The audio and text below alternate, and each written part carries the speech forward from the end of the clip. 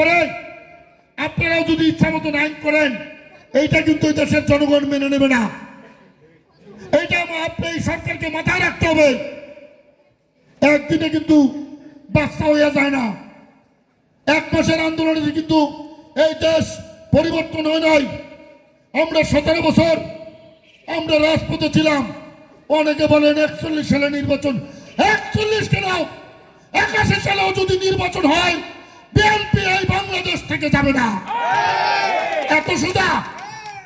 এত নির্যাতন হয়েছে, এত অত্যাচার হয়েছে, তারপরেও ঢাকায় যখন ডাক দিছে, লক্ষ লক্ষ লোক ঢাকায় উপস্থিত হয়ে গেছে। বিএনপি ভাইসে আসে নাই। বিএনপি কারো দয়ায় বাংলাদেশে রাজনীতি করে না। বিএনপির বিরুদ্ধে স্বৈরাচারের কোনো অভিযোগ নাই, যুদ্ধ অপরাধীর কোনো অভিযোগ নাই। আমরা স্বৈরাচার যুদ্ধ অপরাধী না, আমরা কোনো নিষিদ্ধ সংগঠন না। অনেক চেষ্টা করছে বিএনপির বিরুদ্ধে। যেটা বলেন আপনারা সাবধান পাবে বিএনপিকে নিয়ে কথা বলবেন। আমরা কিন্তু দেশে সহাবস্থান চাই।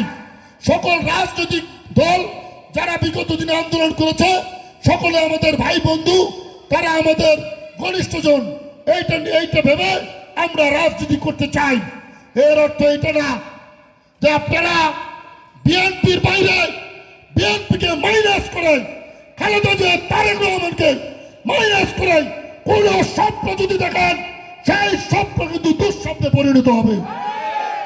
আমি এই শিবচরবাসীকে অনুরোধ করব, এই চৌধুরী পরিবার, লিটন চৌধুরীর পরিবার, নিক্সন চৌধুরীর পরিবার, তারা হচ্ছে চোর। হাজার হাজার কোটি টাকা চুরি করছে, তাতে কোনো সন্দেহ নাই। তাদেরকে বিচারের আওতায় আনতে হবে। আমরা সকল মানুষ আগামী দিনে তাদের নাগরিক অধিকার, ভোট প্রদানের মাধ্যমে সরকার গঠন করবে, এই আশাবাদ ব্যক্ত রেখে আমি আমার বক্তব্য শেষ করছি। খোদা হাফেজ। বাংলাদেশ জিন্দাবাদ। শহীদ জিয়া মোরক, খালেদা জিয়া জিন্দাবাদ, তারুণ্যের অহংকার তারেক রহমান জিন্দাবাদ, জিন্দাবাদ, জিন্দাবাদ। ধন্যবাদ।